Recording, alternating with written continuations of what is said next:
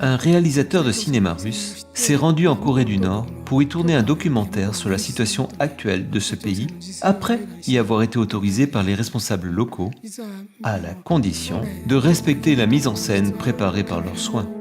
Il a en réalité fait tourner ses caméras dans des endroits où des prises de vue ne lui étaient pas permises avant de rapporter son film sans se le faire confisquer et de le visionner. Si vous le voyez, vous pouvez y constater que la plupart des citoyens manquent clairement d'émotion sur leur visage. Ils n'ont aucune expression et ne sourient pas. Ils n'agissent que sur ordre et demeurent impassibles le reste du temps.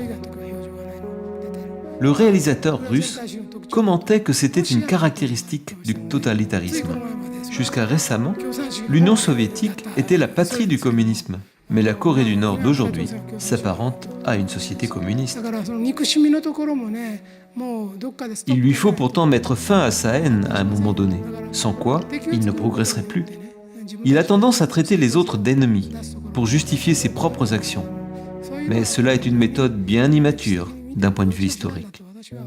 En traitant l'autre d'ennemi, ce pays se justifie et se rationalise, de la même manière que les nazis ont justifié leurs actions en considérant les juifs comme leurs ennemis.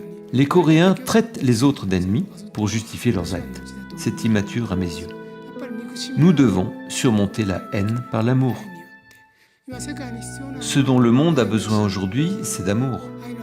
Vous pensez peut-être que le contraire de l'amour est la haine, mais ce serait oublier la jalousie.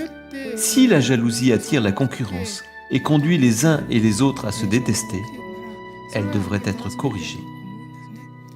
On nous parle du développement nucléaire de la Corée du Nord et de ses lancements de missiles.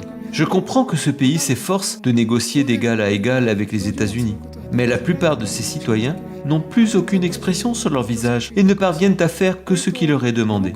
Ils forment un État totalitaire et communiste. D'autre part, un pays démocratique considère son peuple comme une fin en soi et non un moyen. Dans un État totalitaire, les humains sont le moyen. Celui-ci s'efforce de réaliser ses objectifs en faisant appel à des humains en nombre. Là où un pays véritablement démocratique vise à atteindre cette condition dans laquelle ses citoyens peuvent atteindre le bonheur, se réaliser eux-mêmes et grandir en conquérant leur liberté.